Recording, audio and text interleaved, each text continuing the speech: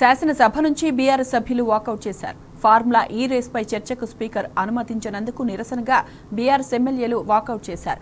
Formula ఈ రేస్పై చర్చించారని అసెంబ్లీలో ఉదయం నుంచి బీఆర్ఎస్ పట్టుబడుతోంది. కేటీఆర్ పై అక్రమ కేసుకు వ్యతిరేకంగా బీఆర్ఎస్ సభ్యులు స్పీకర్ పోడియాన్ని చుట్టుముట్టి నినాదాలు చేశారు.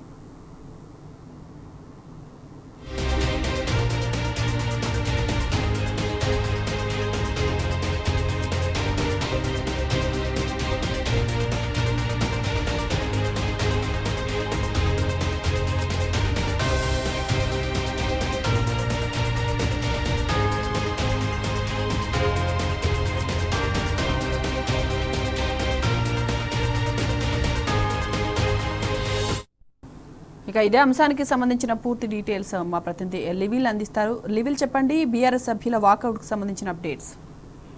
వాళ్ళ శాసనసభ ప్రారంభమైన నుంచి కూడా ఏదైతే ప్రజా సమస్యలకు సంబంధించి కావచ్చు అనేక సమస్యలపై పోరాటం చేస్తుంది బీఆర్ఎస్ పార్టీ. అనేక రూపాల్లో అంటే వారికి ఆటో కార్మికులు కావచ్చు, ఇటు రైతులు కావచ్చు, ఇటు లగచర్ల రైతులు కావచ్చు, అనేక మంది కూడా వారికి వివిధ రూపాల్లో మద్దతు తెలుపుతూ శాసనసభ వేదికగా తెలంగాణ ప్రజానికానికి తెలిసే విధంగా కూడా ఇవాళ ప్రభుత్వంపై ఒత్తిడి తెస్తుంది బీఆర్ఎస్ పార్టీ. ఈ నేపథ్యంలో ఇవాళ మరొకసారి ఏదైతే ఈ రేసుకు సంబంధించి అక్రమ కేసు బనాయించారో దానికి సంబంధించి కూడా నిన్న స్పీకర్ కు లేఖ రాయడం, తర్వాత సభలో చర్చించాలని చెప్పేసి కూడా స్పీకర్ కలవడం, ఆ తర్వాత కేటీఆర్ లేఖ రాయడం, ఇవన్నీ కూడా ఖచ్చితంగా ఒక సభ చర్చించాలి. సభలో చర్చించి 4 కోట్ల ప్రజానికానికి తెలిపే విధంగా ఇవాళ చర్చ చేయాలని చెప్పేసి కూడా మొదటి నుంచి బీఆర్ఎస్ పార్టీ పట్టుబడుతుంది. ఈ నేపథ్యంలో ఇటు దాటవేత ధోరణితో ఇవాళ ప్రభుత్వం చేస్తుంది. నిరసనలు తెలిపినా కనీసం నిరసనలు తెలిపే క్రమంలో కూడా వారిని పట్టించుకున్న పాపాన ఇవాళ బీఆర్ఎస్ పార్టీకి అవకాశం కల్పించకపోవడంతో ప్రభుత్వం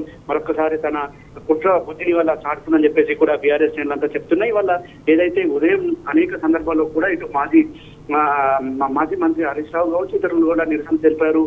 ఈ ఫార్ములా ఈ రేస్ పైన చర్చ జరపాలి, చర్చలో భాగంగా నిజాలన్నీ కూడా నిగ్గు తేల్చాలి, 4 గోడల మధ్య లీకులు కాకుండా వాళ్ళ స్పష్టమైన సమాచారం ఇవాళ ప్రజలకు ఇవ్వాలి అని చెప్పేసి కూడా ఈ సందర్భంగా ప్లాకార్డ్స్ తీసుకొచ్చి జరపాలని చెప్పేసి డిమాండ్ చేశారు. కానీ ప్రభుత్వం దీనికి ససేమిరా అంటూ వారు కావాల్సుకున్న రీతిలో ఇవాళ సభను నడుస్తుందని చెప్పేసి కూడా బీఆర్ఎస్ సభ్యులంతా కూడా ఖండించారు. ఇవాళ శాసనసభ రూల్స్ కు అగెనిస్ట్ గా ఇవాళ పోతుంది. ఈ వాయిదా తీర్మానాలను పట్టించుకోవట్లేదు. ఇటు 0 అవర్స్ కావచ్చు, క్వశ్చన్ అవర్స్ కావచ్చు, వారికి ఇష్ట రీతిన ఇవాళ వారికి సంబంధించిన సభ్యులకు మాత్రమే ఇస్తుందని చెప్పేసి కూడా ఇవాళ బీఆర్ఎస్ సభ్యులందరూ ఉంటుంది. అయితే ఇప్పుడు 6వ చట్టం పైన ఏదైతే భూభారతికి సంబంధించి చర్చ జరుగుతుంది. చర్చ సందర్భంగా ఇది చర్చ కాదు, దీని ఫస్ట్ ఈ రేసింగ్ పై చర్చ జరగాలి, ఇది 4 గోడల మధ్య తెలవాల్సింది కాదు, 4 కోట్ల ప్రజానికానికి తెలవాలి అని చెప్పేసి మొదటి నుంచి కూడా పట్టుపడింది. మరొకసారి కూడా ఆ దిశగా బీఆర్ఎస్ పార్టీకి సంబంధించిన శాసనసభ్యులంతా కూడా ఆ సభలో నిరసన తెలుపుతున్న క్రమంలో కనీసం కూడా మైకి ఇవ్వకపోగా వారికి ఆ మిత్రపక్షమైన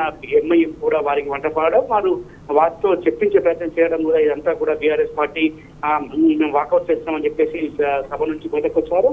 నిజమైనప్పటికీ వాళ్ళ ఒక ఒంటికి పోకరగా పోతుంది కాంగ్రెస్ ప్రభుత్వం అన్నది మరొక నిదర్శనం లేదని చెప్పేసి కూడా బీఆర్ఎస్ సభ్యులు చెప్తున్నారు. ఇవాళ కాంగ్రెస్ ప్రభుత్వం సంబంధించిన సభ్యులు సభలో వివరించిన తీరును కూడా ఈ సందర్భంగా వారు మరొకసారి చెప్పే ప్రయత్నం చేశారు. ఇవాళ ఏదైతే సభలో జరుగుతున్న తీరును ఇవాళ 4 కోట్ల తెలంగాణ సమాజం అంతా చూస్తుంది. ఇలాంటి తరుణంలో ఈ రేస్ పైన కూడా చర్చ జరిగితే ఖచ్చితంగా 4 కోట్ల ప్రజలకు తెలుస్తుంది, దేశవ్యాప్తంగా తెలుస్తుంది, ప్రపంచ వ్యాప్తంగా తెలుస్తుంది.